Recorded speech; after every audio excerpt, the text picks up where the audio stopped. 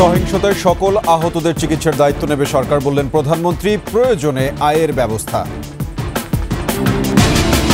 পরিকল্পিতভাবে 2 কনস্টেবলকে হত্যা করে বিএনপি জামায়াত, গ্রেপ্তারের পর 6 জনের রোমহর্ষক বর্ণনা। রাস্তায় বেড়েছে গণপরিবহন ও ব্যক্তিগত গাড়ি, চলছে দূরপাল্লার বাস, সতর্ক অবস্থানে আইন শৃঙ্খলা বাহিনী।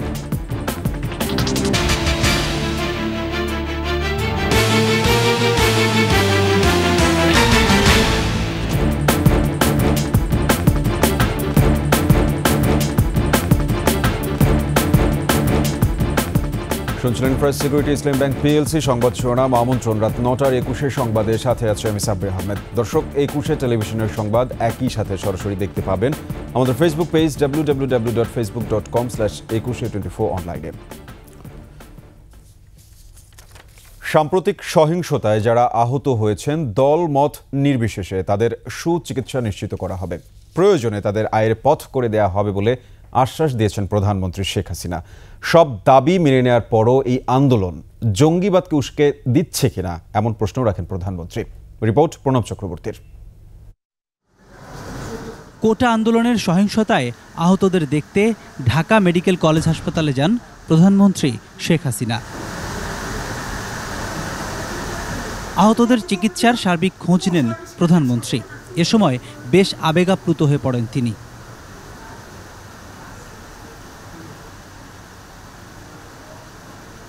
পরে গণমাধ্যমে তিনি বলেন, যাদের দেশের মানুষের প্রতি কোনো মায়া নেই তারাই কেবল এমন ন্যাক্কারজনক কাজ করতে পারে। কারণ তাদের শাটডাউন, যার ফলে যে রাস্তায় রাস্তায় বাধা দেওয়া, অ্যাম্বুলেন্স নিতে গেলেও বাধা, সময় মতো চিকিৎসা করতেও দেবে না। আমার প্রশ্ন যে এতে কী অর্জনটা কী হলো? চিকিৎসার জন্য যা যা প্রয়োজন সরকার করে যাচ্ছে এবং করবে। চিকিৎসা শেষে তাদেরকে অন্তত তাদের আয় রুজির ব্যবস্থা যাতে হয় সেটাও আমরা করব। কাজে আমি মানুষকে মানুষ হিসেবে দেখি। এখানে দল মত নির্বিশেষে সকলের জন্যই আমি কাজ করি। আমি যা করি সব মানুষের জন্যই করি। আমি এখানে কোনো এটা চিন্তা করি না কে আমার সমর্থন দেয় না দেয়, সেটা আমি চিন্তা করি না। আন্দোলনের প্রেক্ষিতগুলোর রেশ টেনে প্রধানমন্ত্রী বলেন, চাকুরিতে কোটার সব দাবি মেনে নেয়ার পরও আন্দোলনের পিছনে কোনো উদ্দেশ্য আছে কিনা সেটিই দেখার বিষয়। এত হাত কাটা, রক কাটা, পা কাটা আমাদের ছাত্রদের ছেলেদের খালি চট্টগ্রামে সেই 6 তলা থেকে ফেলে দেওয়া, তাদের রক কেটে দেওয়া, পড়ে যাওয়ার পরেও তাদের হামলা। এ কোন ধরনের বর্বরতা? সকলে ঐক্যবদ্ধ হতে হবে এই বর্বরতার বিরুদ্ধে আর এই ধরনের জঘন্য ঘটনার বিরুদ্ধে। আমরা তো সব দাবি মেনেই নিয়েছি, তারপরে আবার কেন? সেটাই আমার প্রশ্ন। এটিকে জঙ্গিবাদকে সুযোগ করে দেওয়ার জন্য? বর্তমান পরিস্থিতি মোকাবিলায় দেশবাসীকে সর্বক্ষণ পাশে চান সরকার প্রধান। এই যে জঙ্গিবাদ আর এর হাত থেকে যেন মানুষ মুক্তি পায়, মানুষের জীবনে যেন শান্তি আসে। প্রণব চক্রবর্তী, 21 টেলিভিশন, ঢাকা। ছাত্ররা নয়, জামায়াত শিবির এবং তাদের প্রশিক্ষিত ভাড়াটে সন্ত্রাসীরা কোটা আন্দোলনের আড়ালে দেশ জুড়ে নাশকতা চালিয়েছে বলে জানিয়েছেন প্রধানমন্ত্রীর তথ্য ও যোগাযোগ প্রযুক্তি বিষয়ক উপদেষ্টা সজীব ওয়াজেদ জয়।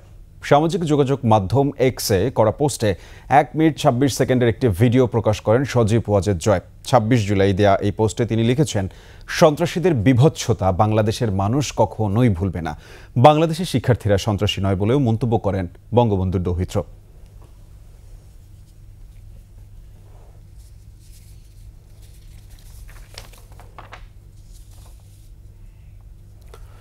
বিএনপি জামায়াতের সন্ত্রাসীরা যাত্রাবাড়ী ও রায়েরবাগে পুলিশ সদস্যদের পিটিয়ে হত্যা করেছে।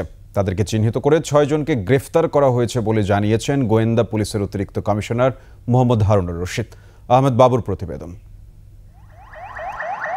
গেল সপ্তাহে কয়েকদিন রাজধানী সহ দেশের বিভিন্ন স্থানে ধ্বংসলীলা চালায় বিএনপি জামাতের চিহ্নিত সন্ত্রাসীরা। হত্যা করা হয় পুলিশ সদস্য সহ সাধারণ মানুষকে।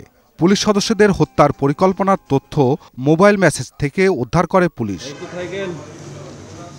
পুলিশ সদস্যদের হত্যাকাণ্ডে সরাসরি জড়িত 6 জনকে গ্রেপ্তার করেছে গোয়েন্দা পুলিশ। গ্রেপ্তারকৃতরা কিভাবে পুলিশ সদস্যদের হত্যা করে তার বর্ণনা দেন। ফার্স্ট জয়েন্ট সেক্রেটারি তারেক ভাইয়ের দেখলাম। তারেক ভাই এসে শুভর সাথে কথাবার্তা বললেন এবং শুভকে পার্সোনাল ভাবে ডেকে তাকে কিছু ফিনান্সিয়াল সাপোর্ট দিই। সবাই ওইখান থেকে হইচই করে বলতেছে পুলিশ পুলিশ। আশেপাশের লোকজন এবং আমার সাথে থেকে যারা ছিল, আমাদের হাতে লাঠি ছিল এবং সবাই মিলে ওই লোকটার গায়ে আমরা আঘাত করি। আমি একজন জামাত ইসলামের কর্মী, যাত্রাবাড়ি থানার। আমাদের হাতে কাঠ ছিল, তারপর ইরফান ভাইয়ের হাতে কাঠ ছিল, তারপর আশেপাশে যা ছিল সবার হাতে কাঠ, লাঠি, বাঁশ ছিল। তো সাথে সাথে পুলিশকে ঘেরাও দিয়ে সবাই পিটিয়ে পুলিশকে হত্যা করে ফেলেছে। গোয়েন্দা পুলিশ কার্যালয়ে সংবাদ সম্মেলনে অতিরিক্ত কমিশনার মোহাম্মদ হারুনার রশিদ বলেন, পুলিশ সদস্যদের হত্যার মাধ্যমে মনোবল ভেঙে দেওয়ার চেষ্টা করা হয়। যারা পুলিশ সদস্যকে পিটিয়ে হত্যা করেছে তাদের 6 জনকে আমরা গ্রেপ্তার করেছি। আমরা মনে করি যারা মেট্রো রেলে আগুন দিয়েছিল সে সকল চক্রের সন্ধান আমরা পেয়েছি। আমরা তাদেরকে শীঘ্রই তাদেরকে গ্রেপ্তার করে আমরা আপনাদের মুখোমুখি করব, আইনের আওতায় আমরা নিয়ে আসব। গ্রেপ্তারকৃতদের জিজ্ঞাসাবাদে গুরুত্বপূর্ণ তথ্য বেরিয়ে আসছে বলেও জানান তিনি। বিএনপি জামাতের গুরুত্বপূর্ণ সদস্য যারা হত্যাকাণ্ডে অংশগ্রহণ করেছে, হত্যাকাণ্ডের নেতৃত্ব দিয়েছে, অর্থের যোগান দিয়েছে, আমরা তাদেরকে আইনের আওতায় নিয়ে এসেছি এবং তাদের মোবাইল ফোনে আমরা সেই সকল তথ্য আমরা পাচ্ছি। পুলিশ সদস্যদের হত্যার জন্য 10,000 টাকা করে পুরস্কারও ঘোষণা করে বিএনপি জামাতের নেতারা। পুলিশকে মনোবল ভেঙে দিয়ে পুলিশকে যদি হত্যা করতে পারে। আহমদ বাবু, 21 টেলিভিশন, ঢাকা। সপ্তম দিনে কারফিউ শিথিলের সময়ে চলাচল করছে দূরপাল্লার বাস। রাজধানীর রাস্তায় বেড়েছে গণপরিবহনের পাশাপাশি ব্যক্তিগত যানবাহন। মানিক শিকদারের রিপোর্ট। কোটা সংস্কার আন্দোলনকে ভর করে সহিংস পরিস্থিতি নিয়ন্ত্রণে সপ্তাহ ছাড়ালো কারফিউ। কারফিউ শিথিলের সময়টা জুড়ে রাস্তাগুলোতে ছিল যানবাহনের চাপ। পরিবহন শ্রমিকদের ব্যস্ততা ছিল বাস টার্মিনালগুলোতে। রাজধানী থেকে দেশের বিভিন্ন গন্তব্যে যেতে ভিড় করেছেন অনেকেই। এই যে গাড়ি চলাচল বন্ধ হয়ে গেছে, দূর দূরান্ত থেকে যে লোকগুলো আসতেছিল তাদের যে কত কষ্ট। কারফিউ চলছে, বাচ্চা নিয়ে বেরোতে আতঙ্ক লাগে, রাস্তাঘাটে গাড়ি পাওয়া যাচ্ছে না। আমরা সাধারণ জনগণ মোটামুটি দুটো ডাল ভাত খেয়ে বাঁচতে পারি, এই ধরনের দেশে এই রকমের পরিস্থিতি আমরা চাই। সপ্তাহব্যাপী কর্মহীন থাকার পর কাজে ফিরতে পেরে খুশি পরিবহন শ্রমিকরা। তবে এখনো অনেকের মনে আছে আতঙ্ক। আমরা তো গরিব মানুষ, খেটে খাওয়া মানুষ, তা আমাদের আসলে এই কর্ম শিখছে, এইটা আর কোথায় যাব কি করবো কোন আতঙ্ক কাজ করতেছে। যাত্রী আছে মোটামুটি, খারাপ নাই, ভালো আছে। পরিস্থিতি হালকা স্বাভাবিক আছে, পুরো স্বাভাবিক আসেনি। দুর্ভোগে পড়েছেন দিনমজুর ও শ্রমজীবী মানুষ। সাধারণ মানুষ চায় দ্রুত ফিরে আসুক কর্মপরিবেশ। রিক্সা চায় কিন্তু অটো রিক্সার উপর নির্ভর, পা রিক্সা উঠতে চায় না, বুঝলেন, এই একটা জ্বালা। তারপর দোয়া করবেন আল্লাহ যেন এতে আল্লাহ কাছে খালি কোন মতো খালি ঋণটা শোধ করতে পারলে ইনশাল্লাহ বাড়ি চলে যাব, আর থাকতে চাই না এখানে। আমরা তো আসলে জব করি, তো আমরা সুন্দরভাবে বেঁচে থাকতে চাই, সুন্দরভাবে চলাফেরা করতে চাই। গুরুত্বপূর্ণ স্থাপনা সহ বিভিন্ন মোড়ে মোড়ে সেনাবাহিনীর সতর্ক অবস্থান। মানিক শিকদার, 21 টেলিভিশন, ঢাকা। নিচ্ছি সংবাদ বিরতি। যখন ফিরছি তখন অন্যান্য সংবাদের সঙ্গে আরও থাকছে। সবজিতে কিছুটা স্বস্তি ফিরলেও চাল, ডাল, তেলের বাজার চড়া, কমেছে ইলিশের দাম।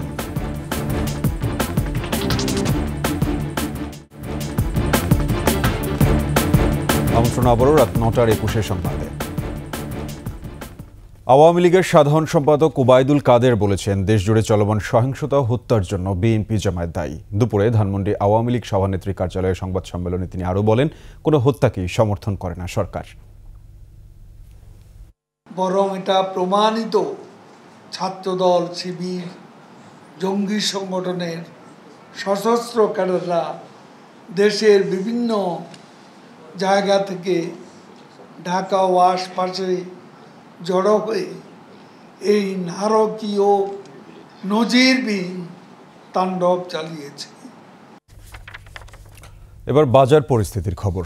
কাঁচা বাজারে কিছুটা স্বস্তি ফিরে এলেও চোখ রাঙাচ্ছে চাল, ডাল, তেল, লবণের বাজার। প্রতি কেজি কাঁচা সবজি গেল সপ্তাহের চেয়ে গড়ে কমেছে 30 থেকে 40 টাকা, আর প্রতি কেজি চালের দাম বেড়েছে গড়ে 2 টাকা করে। সপ্তাহ ব্যবধানে দামের এই হেরফেরের জন্য সিন্ডিকেটের পাশাপাশি তদারকির অভাবকে দায়ী করছেন ক্রেতারা। মফির রহমানের রিপোর্ট। সবকিছুর দাম আপনার আকাশচুম্বী, সে অনুযায়ী তো মানুষের যে সোর্স অফ ইনকাম ওই পার্সেন্টেজ অনুযায়ী কিন্তু বাড়ে নাই। সব কিছু একটা সিন্ডিকেটের ভিতরে চলতেছে, যারা দায়িত্বে রয়েছেন তাদের যথেষ্ট অবহেলা রয়েছে। এভাবেই ক্ষোভের কথা বলছিলেন ক্রেতারা।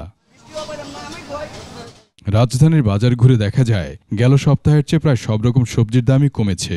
সরবরাহ পরিস্থিতি ঠিক হওয়ায় দর নিম্নমুখী বলছেন বিক্রেতারা। পটল হয়েছে গিয়ে 40 টাকা কেজি, কাকল হয়েছে গিয়ে 80 থেকে 100 টাকা কেজি, শসা হয়েছে গিয়ে হাইব্রিড শসা 50 টাকা কেজি, দেশের দাম আজকে বেশি, কচুরমুখী হয়েছে 80 টাকা কেজি। এই সপ্তাহ কমে যাওয়ার কারণ হলো সবজি মোটামুটি ভরপুর আসতেছে, আসার কারণে মানে আপনার যে দামটা একটু মানে স্বাভাবিক। তবে বেশ খেল দেখিয়েছে কাঁচামরিচ, দাম উঠেছিল 600 টাকায়।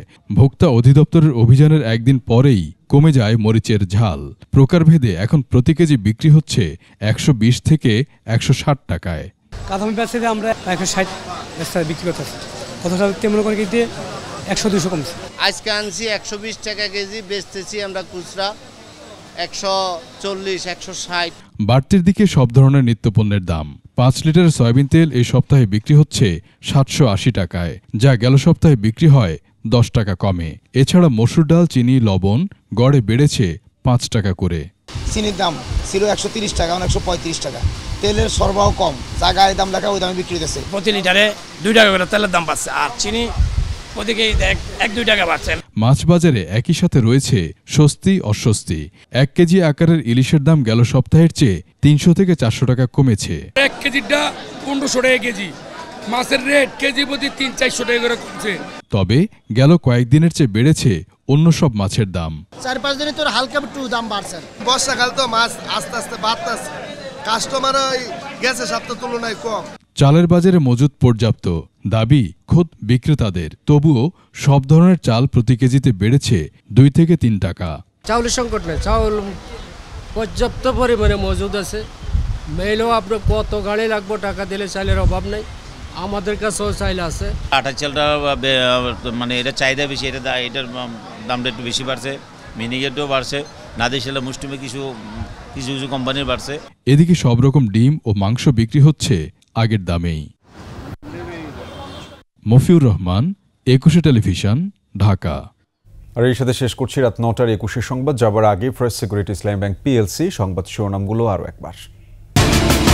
সহিংসতায় সকল আহতদের চিকিৎসার দায়িত্ব নেবে সরকার, বললেন প্রধানমন্ত্রী। প্রয়োজনে আয়ের ব্যবস্থা। পরিকল্পিতভাবে 2 কনস্টেবলকে হত্যা করে বিএনপি জামায়াত, গ্রেপ্তারের পর 6 জনের রোমহর্ষক বর্ণনা। রাস্তায় বেড়েছে গণপরিবহন ও ব্যক্তিগত গাড়ি, চলছে দূরপাল্লার বাস, সতর্ক অবস্থানে আইন শৃঙ্খলা বাহিনী।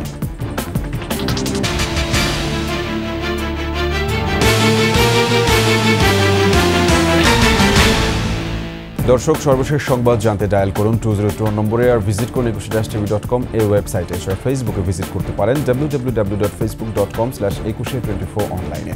এতক্ষণ সঙ্গে থাকার জন্য সবাইকে ধন্যবাদ। পরবর্তী সংবাদ রাত 11টায় দেখার আমন্ত্রণ রইল। 21-এর সাথেই থাকুন।